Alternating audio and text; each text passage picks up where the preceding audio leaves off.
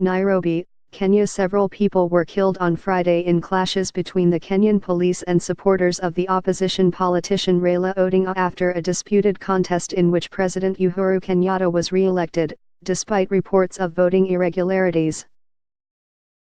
The police fired water cannons and tear gas as Mr.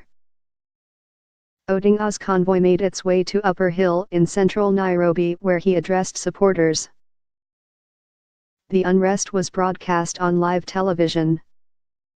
The police denied that they had fired their weapons or killed anyone, despite several reports by witnesses and journalists to the contrary. Opposition lawmakers had vowed to put at least 1 million protesters in the streets, but the police warned that they would not allow a rally to welcome Mr.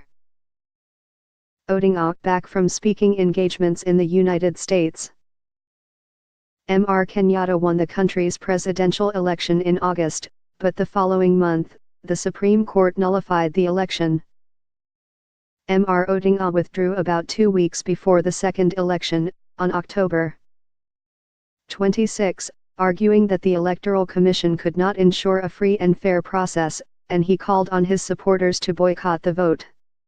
His name nevertheless appeared on the ballot, and he collected more than 73,000 votes, compared with nearly 7 million in August. Mr. Kenyatta's second win is also being challenged at the Supreme Court, which is expected to make a decision on Monday.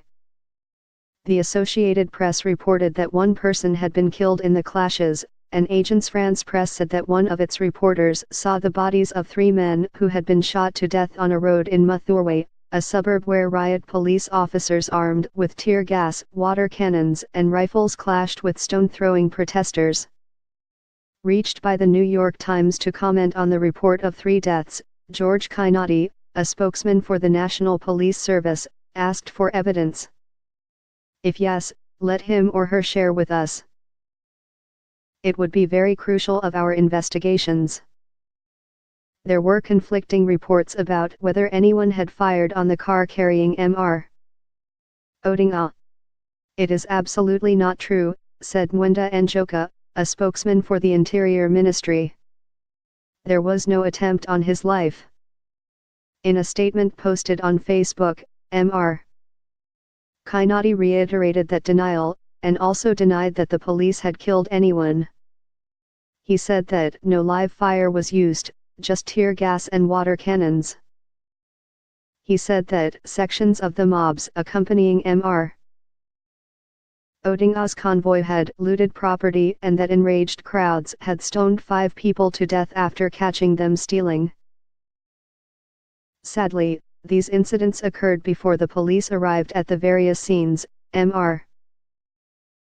Kinoti said in a statement. All these incidents are under investigation.